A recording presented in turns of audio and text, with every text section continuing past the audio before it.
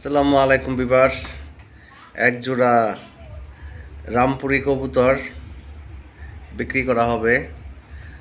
নর মাদি প্রায় সেম, কিন্তু নরটা বেশি ফ্রেশ, মাদিটা মল্ডিংয়ে আছে। দেখেন পশম পইরা কি অবস্থা।